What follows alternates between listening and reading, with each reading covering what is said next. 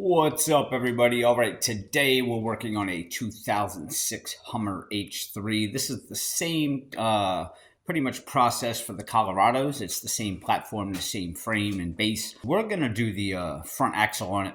I'll go over the socket sizes as we go through this, but some things you're definitely going to need I want to point out. I would say if you have the time, this Croyle here, this penetrant is super awesome. I use it all the time. This is probably the best penetrant you can get. I would recommend soaking all the nuts and bolts on your ball joints, tie rod, anything that you're going to take off. If you don't have time to soak it, your next thing you're going to want to have is some heat. I use the MAP gas, the yellow can. You could use the blue can. It takes a little bit longer to heat it up. But you want to have something like this I'll just show you an example. This nut here is going to be super, super tight. Not sure if you're using an impact, but this definitely helps if you have a nice, powerful impact gun with you. This nut in particular, you can put some heat on it all around it. You don't want to heat up the thread part. You want to heat up the nut part. That's the part you want to expand. So you may run into some issues underneath of the truck as well, and heat usually always saves the day. There's going to be probably a lot of banging. A nice size sledge would be nice. You could do it with just a hammer, but the more weight definitely helps. If you have a spoon fork available, this basically is a ball joint separator. You can pick these up at your local parts store. It's not 100% needed all the time, but sometimes this does come in handy in situations. A nice long pry bar, or if you just have a regular bar, so to speak, for some leverage or some weight to pry some of these things apart. Sometimes you don't need it. Sometimes things just work out. But when you're dealing with suspension, that's usually the elements under there to see all the dirt and the grime and everything, and they rust out a lot. Other than that, you'll need some sockets and stuff, which we will get into as we go through it, so I'm going to jump into it. First things first, coming under the truck, you can see I had my 2-ton here to jack it up, and then I put 2 jack stands there. First thing we're going to do, which I probably should have did already, is have your wheel on the ground when you take this nut off. It certainly helps. However, I tried taking this off with just my impact gun. It was very, very tight. I put some heat on it, and I've already got this loose for the sake of speeding up the video. And to remove that bolt, I used a 1 7/16 socket. Underneath of that nut, you're going to have your thrust washer. Make sure you don't lose that. This is a 3/4 inch socket I'm going to use for the lug nuts. Your vehicle may vary, but if you're on the Hummer H3 or the Colorado, it's probably a 3/4. It's a little bit tight. Just give it a kick. Each side and on the bottom. Should free it up like that. With our wheel off, we're going to come around here, and the first thing we are going to take off is our tie rod right here. So this is going to be a 13/16. With our nut loose, we're going to take our sledge and give this one really good whack right here. That is why soaking it with that Croyle is a good idea. You can see you can now pivot your rotor here. Moving on, we have our brake line here, which is held on by this bracket, and we have our sensor line here, which has a clip here and a clip here. So we want to get them undone. There's a couple ways you can do this. If you have one of these pry tools, you can pretty much go underneath of it and pop them up. I'll show you on this one. I'll give you both examples. So we get underneath of there, and then we can pry up like that. This one sometimes is a little bit harder to get your tool in there. But if you don't have this tool, I'm going to show you the other way. You can take a screwdriver, and this opens from the back side, not the side that's closest to you, the back side. And if you can get it up under there, it's a little door. Did I get it? Don't know if I did. There we go. You can see the little door opens, and then you can slide that out of there like that. All right, but we want to free this up because we're going to need, with this attached, it would put too much strain on it. when we get further into this. So you need this nice and loose. All right, now we're gonna go on to this one here. And for that little guy, we got a 10 millimeter. Take that out, and basically this clamp is just gonna pull off. And again, you're just giving yourself some extra slack here. So we can just set that out of the way and put your bolt back in there so you don't lose it. Take a sip of your coffee. All right, our upper control arm here, you're going to see a bolt going through here. And on the back side, there's going to be a nut. We're going to want to take that off. Sometimes you are going to need your impact here and a hold back here, or vice versa. Sometimes you can just take the nut off with your impact without this spinning. So let's see what this one does. We'll try it without having a wrench holding the other side. We're just going to try to take this one off with the impact. I've got a 18 millimeter socket on here. And again, don't go full force. Just give these little taps. You want to break that rust up. You don't want to snap any bolts. I'm going to try to spray in there with some lubricant because sometimes this bolt can get stuck in there. Let's hit the other side. I'm going to let that sit for like 2 minutes. We are going to put our nut right on the end of it, because when we hit this, we really don't want to damage the threads. Before we bang this all the way through, what's going to happen is this rotor is now going to fall forward. This control arm is going to go upwards. So what you want to do is you want to try to get something under here to support this little drop. I've got a bucket. Now I'm just going to set it there. Leaves me a little bit of gap for that to fall down. Now we can tap that out. When you are hitting this, you have a brake line right here. You don't want to take your sledge into this line. So hopefully you have good aim.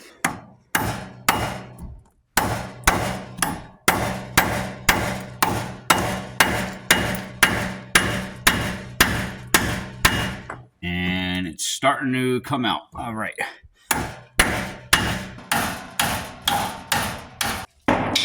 We're going to need a punch. I got a little punch here because it didn't come all the way out.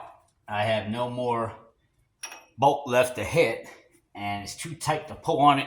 So I'm going to take this punch and continue hitting from this side.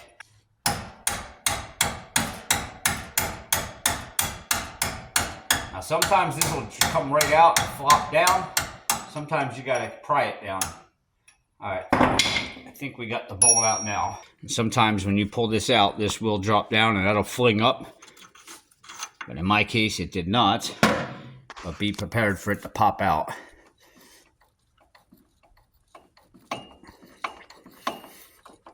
And it's not. You can probably get a pry bar at this point, and we can pry up on it. You can see it's almost out of there. We're just going to push a little bit. Don't need much pressure. Remember, this is going to drop down. There it goes. And that's why we disconnected these lines. We didn't want to get any tension on these lines and break them. All right, we're almost there, gang. Now, we're going to have to shimmy our bucket over a little bit, because you see this bottom bolt right here of the ball joint on the lower control arm. Now, on some vehicles, you do have to take this nut all the way off so that you'll have room to pull this shaft out that you'll see in a second. But some of the times you can just loosen it all the way to the bottom and let this lower down, and that'll give you just enough space you need to get that out. So we're going to go ahead and just try to loosen this just to the bottom of this without taking it all the way off first, and see if we can get that shaft out. I slid the bucket over enough to where I can still get to this bolt. What you don't want to do, especially if you're taking this nut all the way off, is eliminate your support underneath completely, because the only thing holding this on, once you take this bolt off and this drops, you're going to break your speed sensor, your brake line, everything. So definitely keep your support under one side of this. But again, we're not going to take this nut all the way off. We're just going to go to the bottom of the thread, and it should hold all this up here, and we should have enough clearance to get this shaft out. And for that, we're going to go with a 1 1/16 socket. you can see I just backed it down just so this can drop down at least an inch. I'm going to take my hammer here, see if we can get this to drop down without a fight. This is where I said is these come in handy, these ball joint separators. So we're basically going to put this, we want to get it right underneath of the ball joint there. And then we are going to tap in. And the way this is designed, you can see it's on an angle. So it's going to start separating the more you tap in. Oh, there, it just dropped. Let me see. Yep, there we go. She dropped in. If we had taken that nut all the way off, this thing would have totally just fell down. We have our bucket under here. But the fact that we're keeping this nut on, we can pretty much eliminate our bucket now because that nut is holding it on. Let's take that big nut that we had holding on the hub in the center here. We're just going to thread it on here. And as we tap on this, you're going to see that axle start to come out.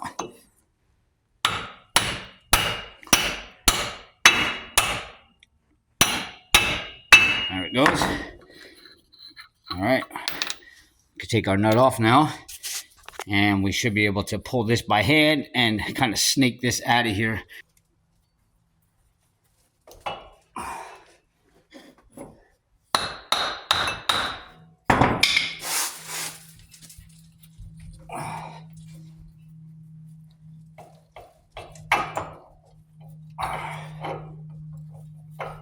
That's a little bit of a challenge. You're going to have to move the rotor out of your way the best you can. Alright, you can see I got the axle separated now from the rotor. Turn the rotor this way. So now I have a clear shot to pull this thing out of there. So what we're going to need to do is we're going to get a pry bar. We're going to go right up here where it meets the rear, and we're going to pry on this and try to pop that out. Got my long pry bar up there, and I'm just going to give a little tug. There it goes. It just separated. That was rather simple. Now you can pull it straight out. You might lose a little bit of liquid out there. So I'm going to drop the hand down on the floor. All right. It's out. That wasn't too bad. We can have a celebratory drink of coffee real fast. And if you are replacing the seal, we're not going to get into that seal in this tutorial. I'm sure there's probably quite a lot of tutorials that show replacing that seal. But essentially, you're going to get a little seal puller. And you're going to pull that seal out of there. Clean up in there really good.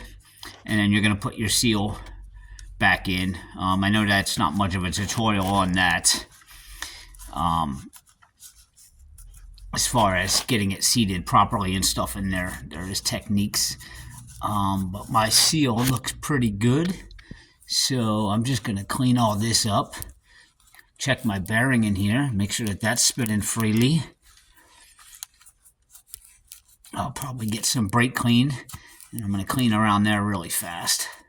All right. I'm going to do this as best I can with one hand here. So essentially, we are going to take our shaft, try to feed it back up here, stick it on in there. And I am going to need two hands at one point because you have to push this in and you'll feel it click in. You'll hear it actually. Don't know if you'll hear it on the video, but just turn your shaft lightly so that the teeth line up and it will eventually drop in there. There it goes. It slid in and now it's locked in. I can't pull it out. Now, it's going to take a little bit of a little tricky here. We're going to have to maneuver this axle and move this rotor around to get it in a position to where we can put this back through the rotor. It's a little bit tricky. You literally have zero tolerance in here. I'll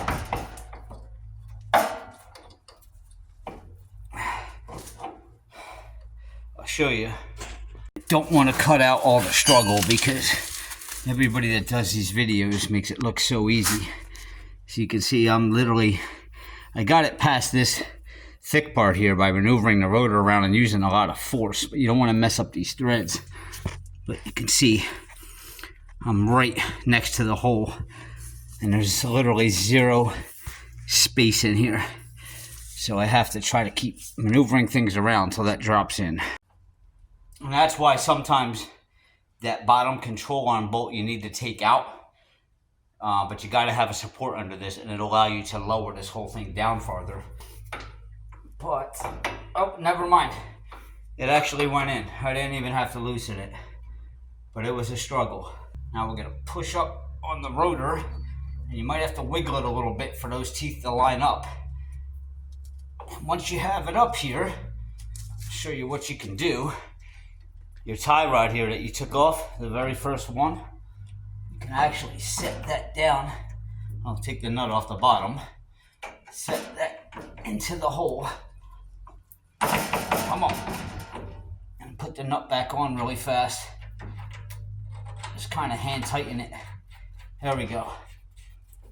Now you can let go without this collapsing all the way forward. 1 minute breather. Coffee.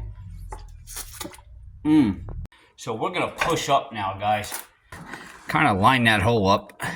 This is where I'll need two hands again. And I'm going to get my hammer and try to tap that down into there to lock it in so we can put our bolt back in.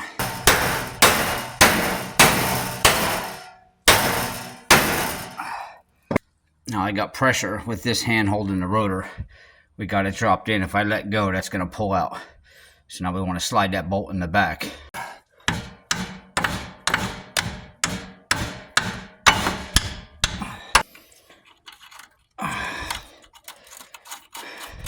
Right now, everything is back in place. So the main thing to remember here is you got to remember all these bolts that you just hand tightened on just to hold everything in place. You got to remember that they're all loose, okay? Because the last thing you want to do is get on the road and wonder if you tightened one of those bolts or not, and your wheel falls off.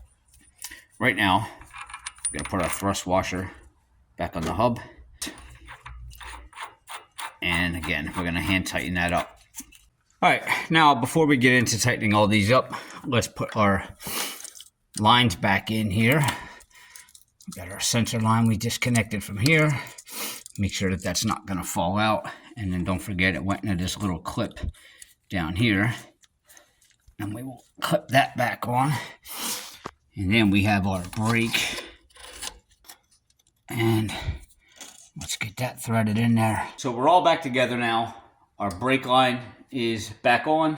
Our sensor line is back on. Now let's just down to tightening everything that you have hand threaded on so far. Now, a good rule of thumb is always research what the foot-pounds is supposed to be on your vehicle. There's a lot of different sites that give a lot of different specs. So I don't specifically give specs to say this is what it's supposed to be, because in the event you have a problem, then you're going to say, well, he told me it was this and my wheel fell off. So I'm just going to tell you what I'm putting it on as, but I'm telling you to do your research on how many foot-pounds you should tighten each bolt. So going through each bolt, this is what I'm going to tighten them at, and you can verify on your own if that's what it's supposed to be. Our axle nut here, I am going to tighten to 191 foot-pounds. My upper ball joint here, 52 foot-pounds. My lower ball joint, remember, this is the one we just backed out but didn't take off so that we had some clearance. I am going to tighten this one to 63 foot-pounds. And last but not least, our tie rod, which is the first one we took off, I will tighten this to 52 foot-pounds. And celebratory sip of coffee. Throw your wheel back on, your lug nuts. That's how you do it, guys. Well, that's how I do it. And hit subscribe below, please, just for me taking the time out and getting all dirty. And please, if you can give me a thumbs up. And if you have a comment, leave it in the comments. Questions, feel free. All right. I'll see you guys next time.